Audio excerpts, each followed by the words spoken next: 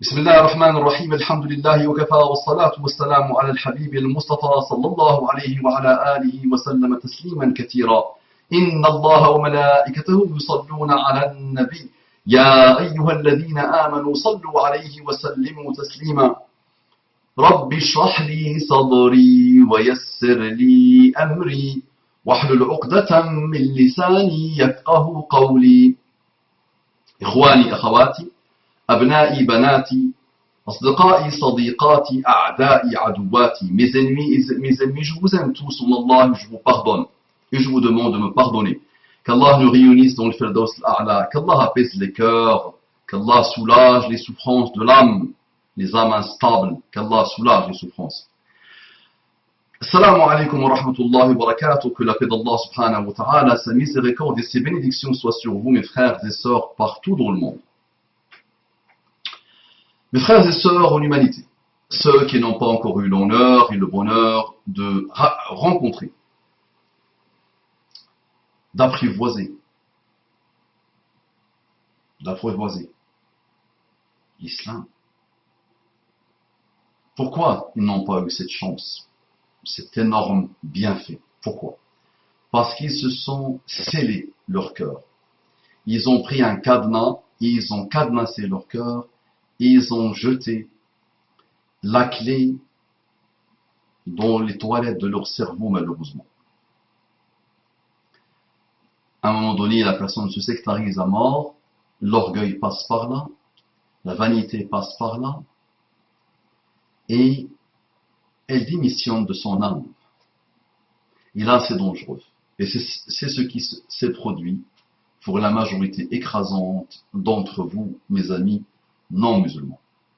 L'heure est arrivée pour que chacun de vous s'ouvre, chacun de vous récupère la fameuse clé des fameuses toilettes et décadenasse son cœur et s'ouvre un peu. Il n'y a aucun tabou, le monde s'est ouvert, c'est beau, c'est joli, quelles que soient les perversions, c'est extraordinaire que le monde s'ouvre à ce point. Il n'y a plus de choses qu'on peut cacher et on n'a jamais rien caché. Ouvre-toi s'il te plaît. Et va t'imprégner, va t'irriguer de la beauté infinie de l'islam, religion qu'Allah a voulu pour l'humanité. Réveille-toi l'ami, débarrasse-toi de tes préjugés, de ton préfabriqué, basé sur l'endoctrinement, la radicalisation et le fanatisme athée matérialiste. Malheureux. Ou chrétien, ou bouddhiste, ou chiite, tout ce que tu veux, ouvre-toi. Là, les chiites ne vont pas être contents. Il y a eu aussi un grand sectarisme.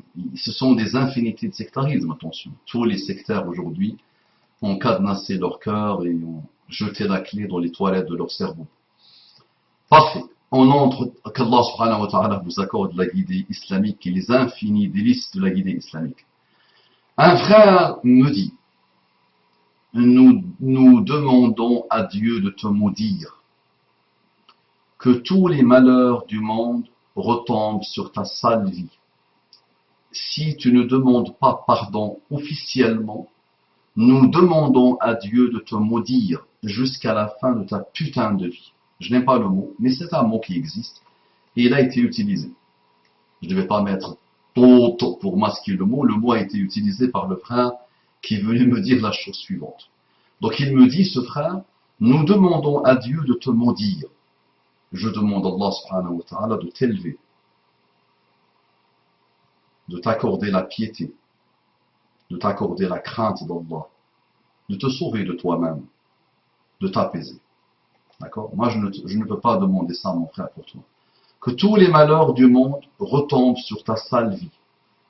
Je demande à Allah subhanahu wa ta'ala que tous les bonheurs du monde continuent à jaillir sur ta belle vie.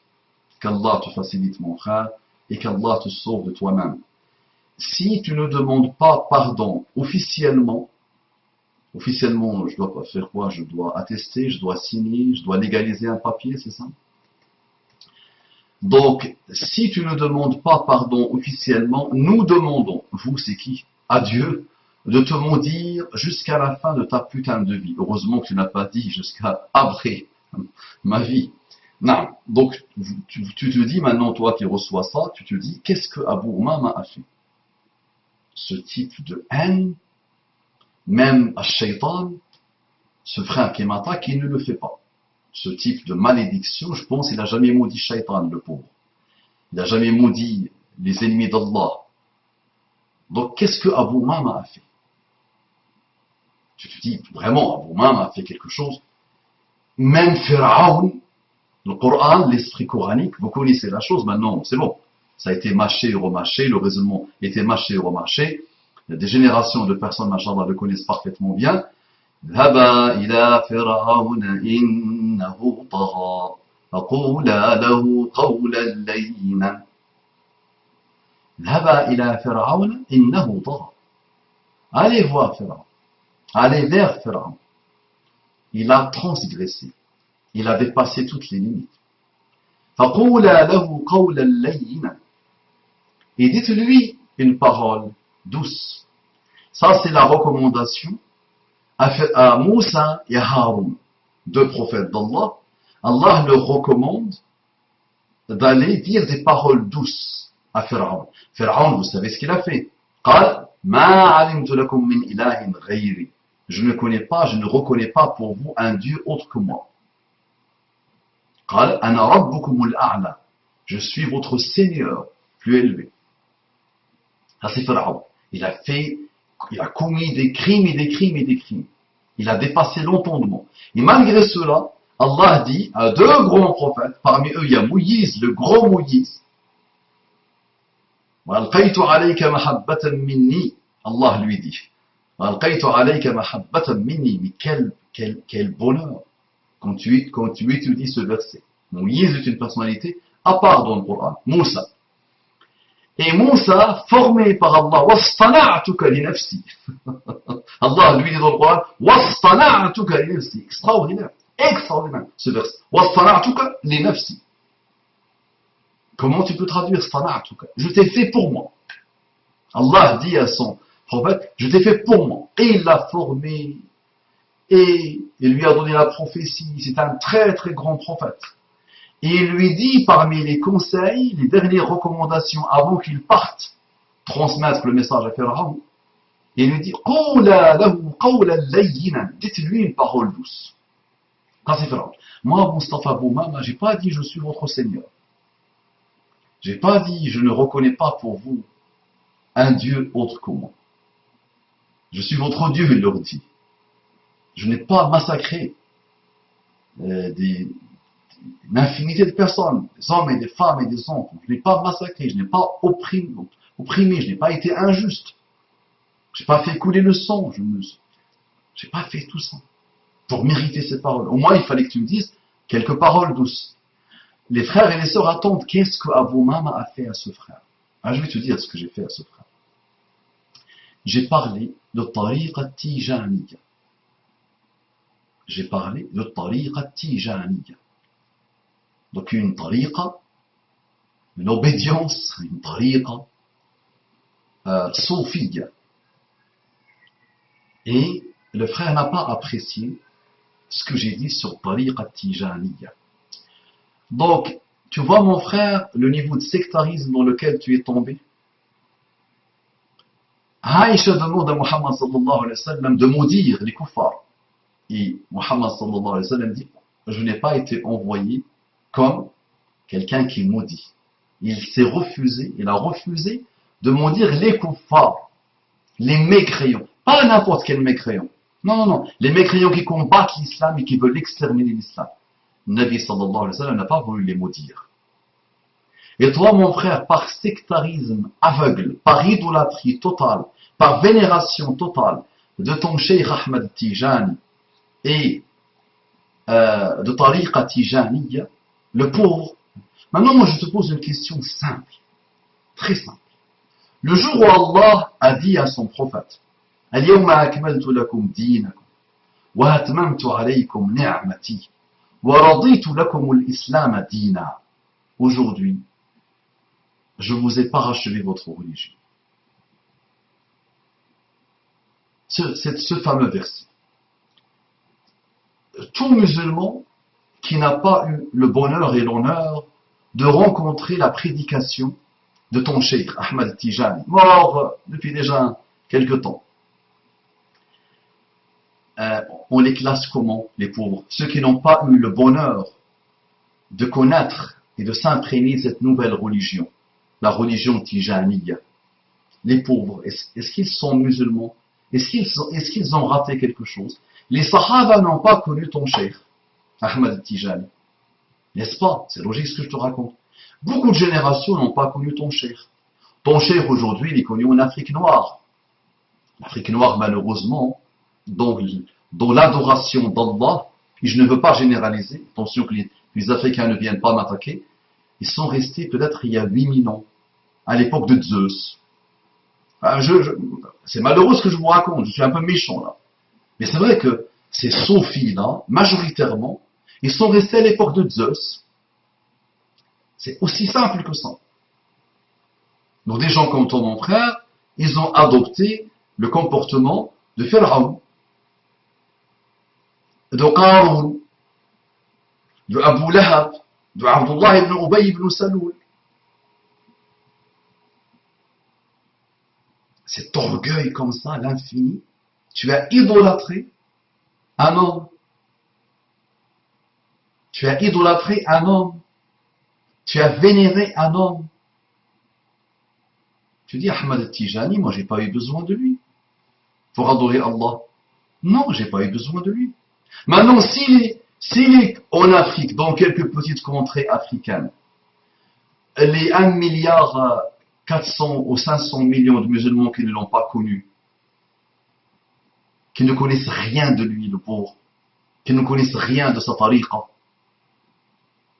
tu les appelles quoi? Ce sont des musulmans ou ils ont eu une sale vie, une malheureuse vie? Tu vois? Si Allah n'avait pas créé Ahmad Tijani, l'islam perd quelque chose ou pas? Il perd rien. Ahmad Tijani est une perversion, d'accord, qui a perverti, malheureusement, l'islam en Afrique. Que tu l'acceptes ou pas, c'est ton problème. Tu n'as pas de science, le pauvre. J'ai dit, tu es resté à il y a 8000 ans, 10 000 ans, 15 000 ans. D'accord? Toi, tu n'es même pas le fameux village de l'époque de Moïse. Toi, c'est le fameux village de l'époque de Zeus, quand on croyait à Zeus. D'accord? Quand on arrive à ce type de sectarisme, c'est qu'on a perdu la tête. D'accord? Je te dis, moi-même, je descends d'un cheikh qui a été idolâtré, qu'on a adoré, des membres de ma famille adoraient ce cheikh. C'est bon. Il lui demandait des choses après sa mort. En général, les chouïrs n'ont pas fait grand-chose pour qu'on les adore comme ça, qu'on les vénère comme ça. Donc moi, je connais ton milieu. C'est vrai qu'il ne peut pas être comparable, mon milieu à moi, Sophie, c'est vrai qu'il ne peut pas être comparable au malheur de l'Afrique d'aujourd'hui, de quelques contrées africaines, en termes d'adoration des saints, des pseudo-saints. Ahmad Tijani a besoin de toi, je te dis. Wallah, il a besoin de toi. Fais-lui dua, le pauvre. Dis qu'Allah l'agrée. D'accord? Là, moi je vous dis, moi quand j'observe un peu l'Afrique en termes d'adoration, l'Afrique noire en termes d'adoration, en termes d'islamité, je ne veux pas généraliser, attention, mais je vois quand même les Africains vont devoir se réveiller un peu. Les Africains qui ont un minimum de sens critique, ils vont commencer à dire stop, on va pas le faire à votre place, mon ami. Moi je m'occupe de la France, du Canada, de la Belgique, d'accord? Ici il y a quand même un sens critique très élevé, alhamdoulilah.